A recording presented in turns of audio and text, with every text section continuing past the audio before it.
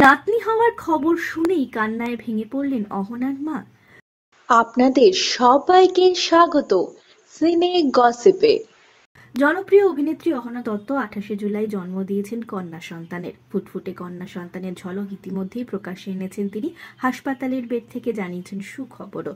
অভিনেত্রী অহনা দত্তের সঙ্গে তার মা চাঁদনী দেবীর সম্পর্ক একেবারেই ভালো নেই। দীপঙ্করের সঙ্গে সম্পর্ক তৈরি হওয়ার পরেই মায়ের সঙ্গে দূরত্ব বেড়েছে অহনার। রূপটান শিল্পী দীপঙ্কর রায়ের সঙ্গে 18 বছর বয়সেই প্রেমের সম্পর্কে জড়ান অহনা দত্ত। তারপরেই চাঁদনী গঙ্গোপাধ্যায়ের সঙ্গে দূরত্ব তৈরি হয় অহনার। মাকে ভুলে অহনা এখন দীপঙ্করের স্ত্রী। 28 জুলাই জন্ম দিয়েছেন অভিনেত্রী কন্যা সন্তানের। সুখবর শোনা মাত্রই কি প্রতিক্রিয়া অহনার মা চাঁদনী দেবীর। জনপ্রিয় সংবাদ মাধ্যমের তরফ থেকে যোগাযোগ করা হয় তার সঙ্গে।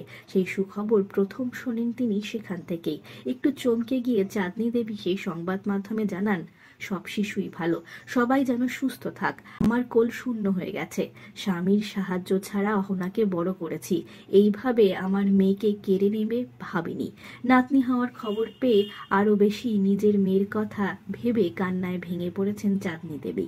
তিনি জানিয়েছেন, প্রার্থনা করি অহনা অনেক টাকা রোজগার করুক আর ওই রূপটান শিল্পীকে বাড়ি গাড়ি করে দিক, কারণ যতদিন ওর কাছে টাকা থাকবে ততদিন ও ভালো থাকবে।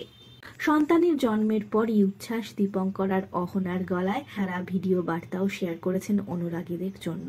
মা মেয়ে দুজনেই সুস্থ রয়েছে। খুব শীঘ্রই মুখ প্রকাশে আনবেন অভিনেত্রী তার সদ্যজাতর।